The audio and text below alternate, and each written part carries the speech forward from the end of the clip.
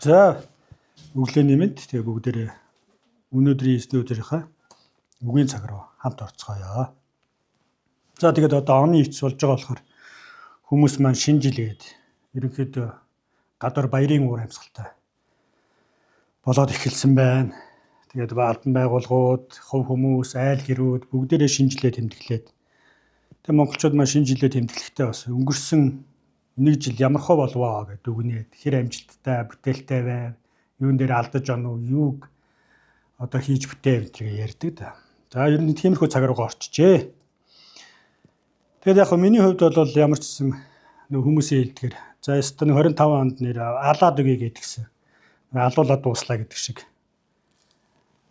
болоод өнгөрлөө. Тэгээд зарим хүмүүс маань за 25 онд турнаа энэ жил өстө жинхэнэ тураад формонд орно гэсэн. Тэгээд зарим нэг хүмүүс хിവэрэ байж илээ. Тэгээд 26 онд бас дахиад тэр зорилттой тавих бах. Тэгэхээр яг хүмүүс бид нэр бол амьдрал нэг жилийг шинэ жил болох үед үргэлж нэг амьдралаа дүгндэг.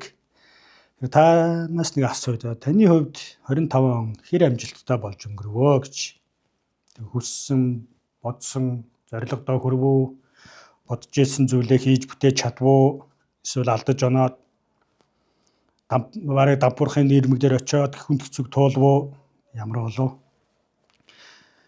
Тэгэхээр бид нэг жил энэ өнгөрсөн хугацаанд за одоо нэг он гарахад 4-5 хоногт байна. Энэ хугацаанд бид ямар хөө байдлаар амьдарч ирсэн бэ гэвэл за нэг бие махбодын зүгээс нэг хэлж нэг жижигхэн сонирхолтой статистик хэлж өгье.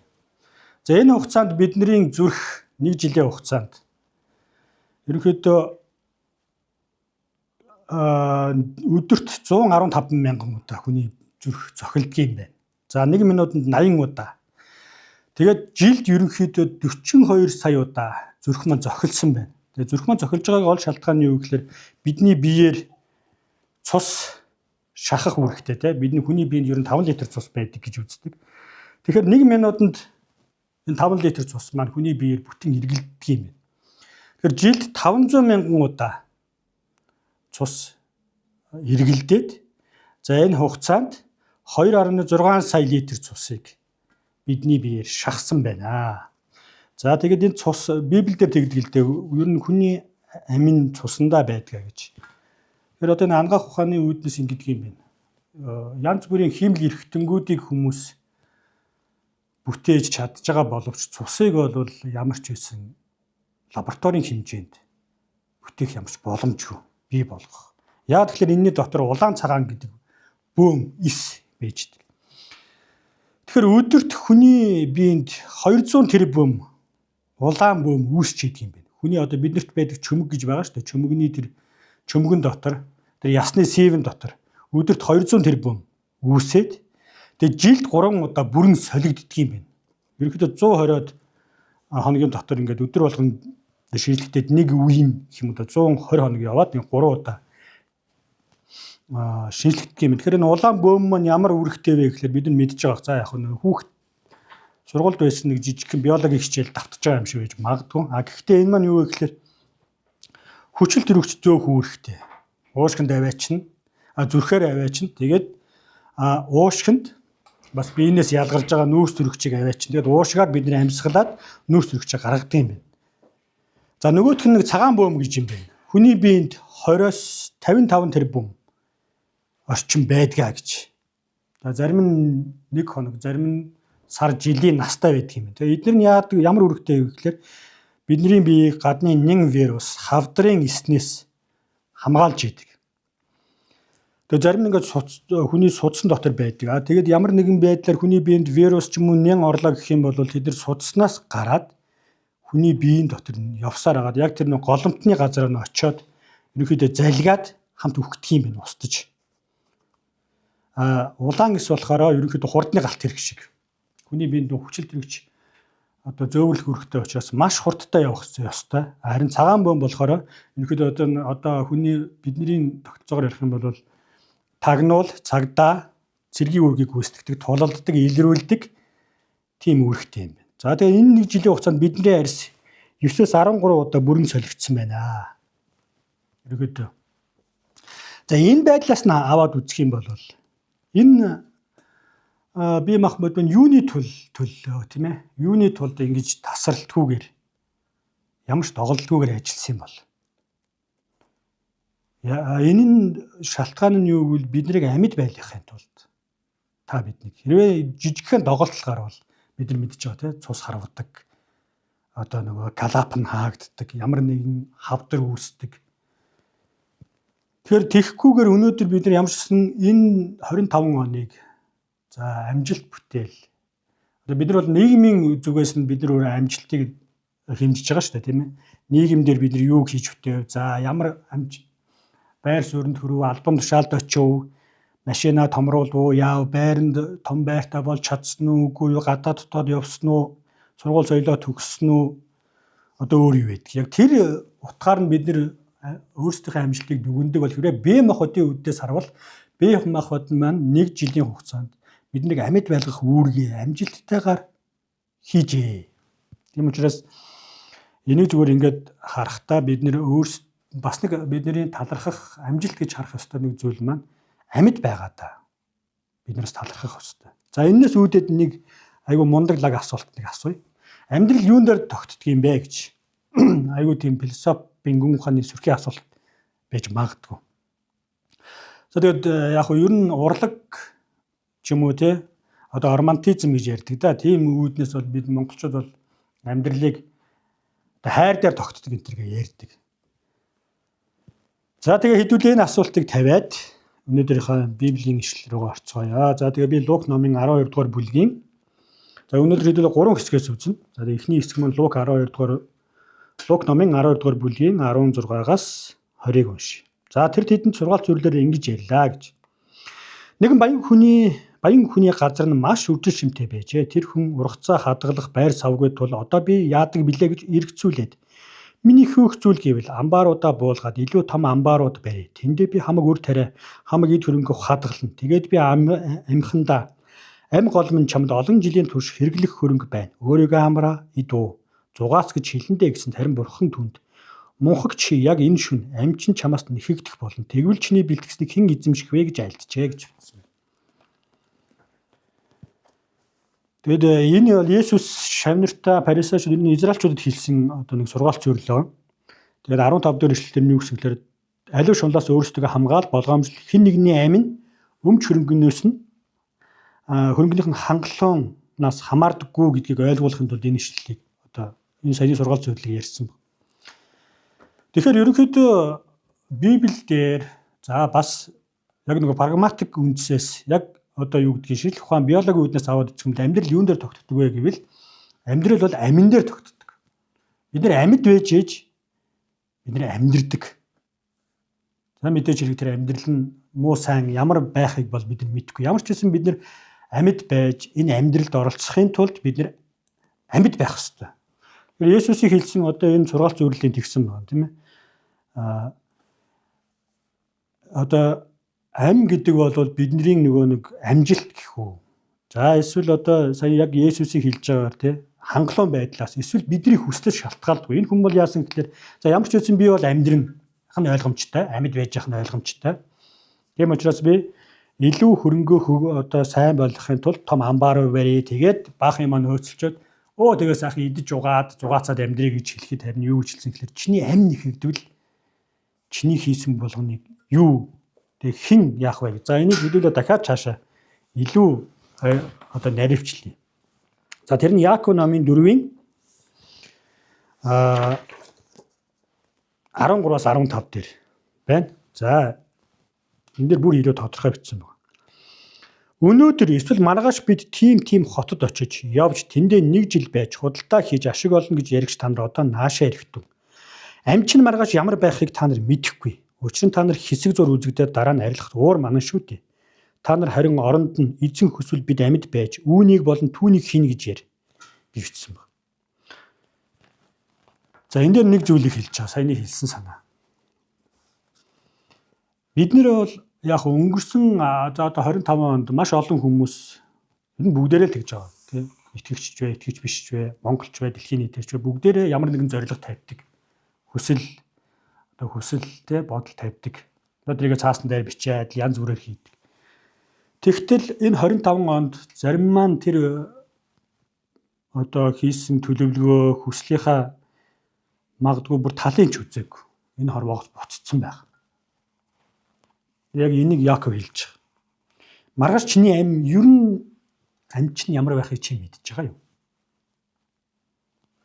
Яг нь чиний хүсэл бодол төлөвлөгөө бол тийшээ хот руу явна, ийм юм хийн, тийм юм хийн, одоо би сурна, гадагшаа явна гэхээсээ өмнө чиний амь ямар байхыг чи мэдж байгаа юу? Нэг өснө чи амьд байсаар байна гэдгээ мэдж байгаа юу? Тэгээ би түрүүн нөгөө эхлэхдээ нэг баахан юм ярьсан тийм ээ. Нөгөө цагаан ис. Бидний биед хідэн тэрбум. Ер нь бол бид нар зүгээр амьд үйлдвэр. Бидний одоо ухамсартайгаар мэдэхгүй байгаа. Бид нар одоо жишээ нь одоо цагаан улаан ис маань өнөөдөр за минутын дараа би яг 200 тэрбум үйлдвэрлэнэ гэж бид нар хийжээч боддгоо. Энэ ерөөсөө бидний одоо ухамсараас цааш үл ухамсарлах уу гэж ярьж байна л да. Тэгэхээр тархины зарим хэсэг энийг удирдах. Бид нар тэрийг заавал мэдрэх албагүй. Харин үр дүнг нь бол мэддэг гэж байна. Хүний тархи тэрийг мэдэрдэг. Гэхдээ биднийг амьд байлгахын тулд бие мах мод маань үнэхээр тасралтгүйгээр секунд тутам, минут тутам ямар ч доголдолгүй ажиллаж явах хэрэгтэй. Тэгжээж бид нар амьд бай. Ямар нэгэн доголдол гарвал бид нар тэгээд дуусна. Тэгэхээр энийг түрүүний хэлсэн Яаков Лук номын 12 дугаар бүлэгдэр одоо бидний хамгийн сайн мэддэг нэг ишлэл байдаг. Та нар юу хийх вүлээ, юу өмсөх вүлээ гэж бүү санаа зов. Харин эхлээд юу гэдэг вэ? Бурхны хаанчлал болон зөвхт байдлыг хай гэж хэлдэг. Энэ ишлэлийн өмнөх хам сэдвэн түрүүний бидний Лук номон дээр уншсан ба. Тэгэхээр энэ дээр хүмүүс заримдаа бид нар жоохон буруу ойлгох гэдэг. Тэрний юу гэхээр ер нь ажил хийхгүйгээр цуглаанд үйлчлээд явах юм байна гэж. Тэгэхээр энэ хам сэдвтийг харуул юу гэж хэлж байгаа вэ гэвэл та нар хүмүүс идэх хоол, өмсөх хувцсны төлөө маш их цагийг зарцуулж тэрний төлөө бүх зүйлээ тавьдаг. Тэгвэл идэх хоолноос чинь амин хэр чухал юм. Тэр хувцснаас чинь бие чинь илүү чухал. Энэ нь ерөнхийдөө хам сэдвтэн аваад үзвэл эхлээд чи амьд байх хэрэгтэй. Эхлээд чи амиа өөрийн амьд байх амиа одоо тийм ээ. Тэрэндээ илүү анхаарах ёстой гэж хэлж байгаа. Тэгээд тэр амийг хаана байдаг вэ гэж хэлж байгаа гэхлээр бид нар мэдчихэж байгаа. Тэрний үгээр Бурхны хаанчлал болон зөвхт байдлыг хай. Тэрэн дотор бидний одоо нөгөө амийн маань гол их сурвалж нь юу вэ гэхлээр тэнд байж байгаа гэж хэлж байгаа. Тэгэд яг ингээд хүний энэ тасралтгүй нарийн ажиллаж байгаа энэ бие махбод тэр олон тэрбум эс үйлдвэрлээ, тэр нь ажиллаад одоо ингээд явж байгааг харахад ягаад ч юм дэ зүгээр надад нэг тийм бодол төрдөг л дөө. Ийм нарийн зохион байгуулалттай бие махбод хаанаас яаж бий болов гэж. Мэдээж бид нар сургуульд байхдаа Сарамгчангаас тэгээд нэг стемтнаас гээд бүгдээрээ тийм биологийн хичээлийг сурсан байна. Гэхдээ илүү ингээд сайн бодоод зүгээр ингээд нэг бодоод үзэхээр юу гэдэг юм бэ зүгээр нэг сансаргүй байдлаар бий болсон гэхэд бас арай л үнэмшмээргүй тий. Хитрхийн нарийн зүйл байгаад байгаа юм л да. Жишээ нь одоо нэг юм асуулт байдаг. За хэрвээ хүмүүс бид нар сансаргүй байдлаар биологийн энэ их нарийн бүтэц бий болсон гэж үзвэл яг адилхан зүйлийг нэг туршийн зүгээр бид нар оюун бодолтой туршилт хийж болно. Тэр нь юу вэ гэхээр за хэдүүлээ юу яа. Хоёр давхар байшин барья гэж бодъё. Гэхдээ тэр байшинг ямар ч хүний оролцоогүйгээр. Тэгээ барихтаа яах вэ гэхээр бүгд бидний хэрэгтэй материалуудыг авчиж тавьчих. За цемент, тоосох, мод, шавар. Тэгээ аваачид зүгээр тэнд овоолоо тавьчих. Хэсэг хугацаа бороо шороо ороод за улирал солигдоод тэр хооронд тэр зүйлс байшин болон ямар нэгэн байдлаар хэлбэрчих ёстой. Энд их боломж байгаа юу? Бараг байхгүй. Бараг нөгөө өстө тоон математикийн югаар бүр хэдэн 10 их 80-д одоо 1% байж магадгүй. Тэгэхээр энэ тэрийг барихад заавалчгүй ямар нэгэн зориулалттайгаар ухамсартайгаар гадны оролцоо байж байшин бий болно.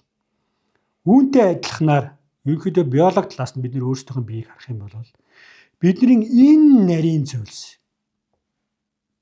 бидний амьд байлгахаар тасралтгүй ажиллаж байгаа зүрх, тэрүүгээр урсж байгаа цагаан одоо шахагдж байгаа цусан дотор байгаа цагаан улаан бөөм, тэр чөмгөнд үйлдвэрлэж байгаа тэр нарийн үнэхээр нарийн тэр зүйл санамсруугаар хизэж бий болох бас ер нь бол баг үнэмшил багтаа гэж хэлж байна. Энд заавалчгүй гадны ухамсартай эхлүүлэгч хийгч байх хэрэгтэй. Тэрийг Библи юу гэж хэлдэг вэ гэхээр энэ бол бурхан юм аа. Тэгээ Библиэр хэлдэг те. Хүүхэд ихэн хөвлөд хэрхэн бүрлдэж байгааг чи мэдхүү. Яаж ясна бий болж, цусна бий болж их өөрөө ч мэдэхгүй. Гизний амтсан томроод байгааг л мэднэ. Хоолнд хорж байгаа мэднэ. Янз бүрийн эслэг одоо юу гэдэг янз бүрийн мэдмээр санагдж байгаагаа мэднэ. Ядарж байгаагаа мэднэ. Нойр нь хүрж байгааг сэтгэл санаа өөрчлөж байгаа мэднэ. Гэхдээ хөвлөд нь бүрлдэж байгаа юу хинч мэдэхгүй гэж. Энийг хэнд ерөнхийдөө зохицуулж авч одоо бий болгосон бэ гэвэл анханаас нь хүний энэ зөв хүндэл ярихад тийм ээ. Энэ нарийн бүтцийг бурхан өөрөө бий болгосон гэж. Тийм учраас бурхан Библиэлд хэлэхдээ эхлээд амьдрал гэдэг зүйл чинь амин дээр чинь тогтдог юм шүү. Чи амьд байх ёстой. Тэрэн дотроо тэр амьд байх дотроо жишээ нь одоо яа ил та тийм ээ. Бидний бие махбод ингээд маш нарийн ажиллаж байгаа. Тэгэхдээ бид нар юуны төлөө амьдэрдэг вэ гэх юм бол нэг магадгүй нэг машины төлөө тийм нэг төмөрний төлөө. Нэг байшингийн төлөө. Нэг эрх мэдлийн төлөө, байр суурьны төлөө ажиллаж байгаа. Тэгтэл энийг хэрвээ магадгүй зүгээр бидний бие махбод мэдэрдэг бол баг гомдмор тий. Бид нэг амьд байрлахын тулд бид нар тасралтууд гэж ажиллаж байгаад бид нар яг амьд байх тэр ухамсартай байх үедээ нэг төмөрний төлөө магадгүй бүх нэг жилиг зорцуулсан байх жишээд. Библиэр юу гэж хэлдэг вэ гэхээр чи амьдрахтаа яаж амьдрах ёстой вэ гэвэл нэгдүгээр талархах ёстой гэж. Одоо бид нар энийг ингээ харвал яг вэ те өөрсдөө ингээд хараад за би энэ жил нэг амжилттай байж чадсангүй дээ. Хүссэн зүйлдээ хүрсэнгүй дээ гэхээсээ өмнө амьд нэг жил амжилттай одоо амьд амьдэрсэн маань амжилт юм а гэдгийг бид нэр ойлгох ёстой болж байна.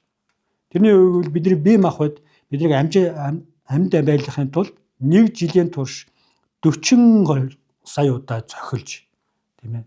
Хідэн тэр бомаар нь эдисийг үйлдвэрлэж өөрсдөөс бидний төлөө тэр эдисүүд маань үхэж устж дахиж шинээр бий болж тасралтгүйгээр ажилласаар бид нар нэг жилийг өнгөрөөж.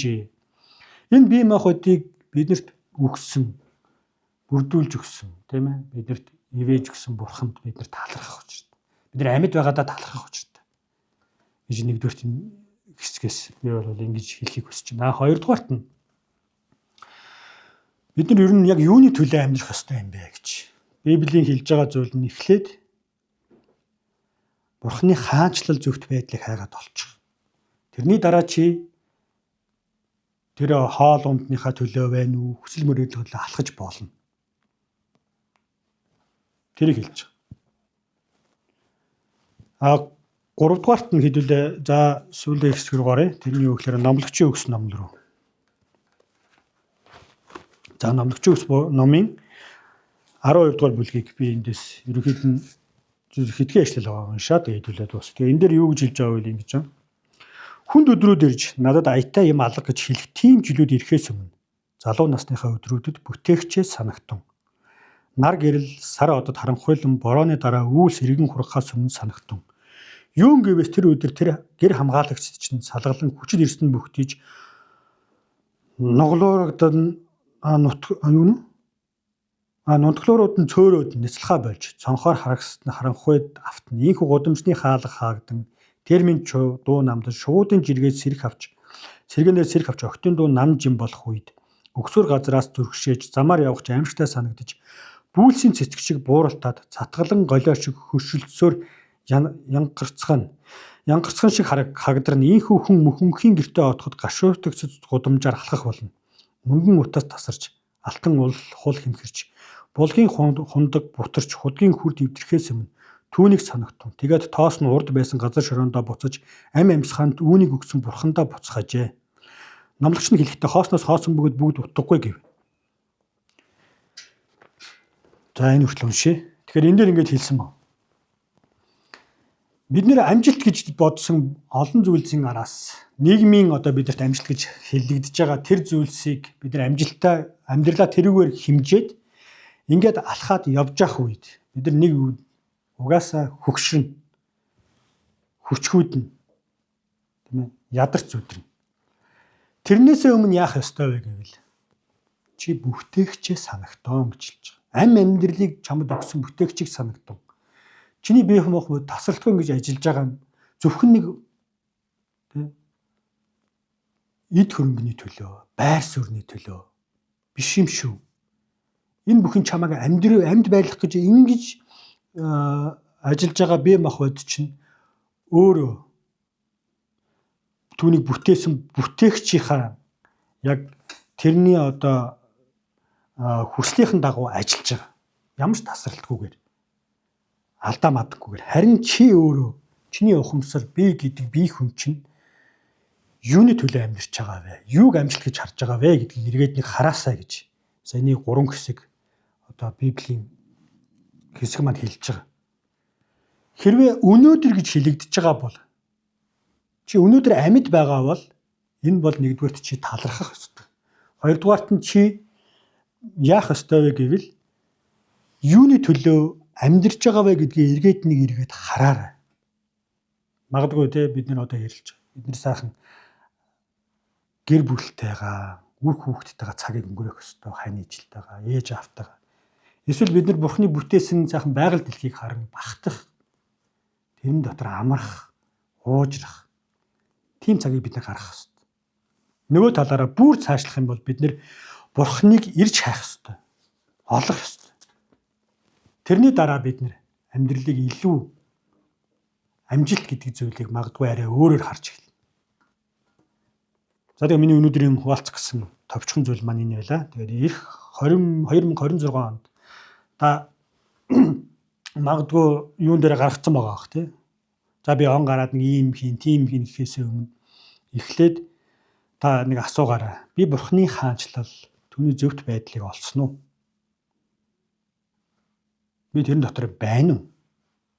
Нөгөө талаараа би бүтээгч эргээ санаж гин үү?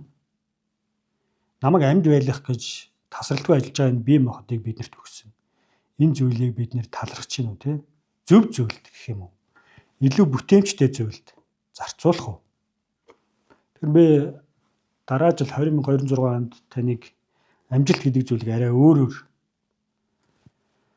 бас хараасаа гэж хүсэж байна. Тэгээд яг хөө бүгдээрээ энэ хүрээд тэгээд эзний өмнөрөө залбирцгаая.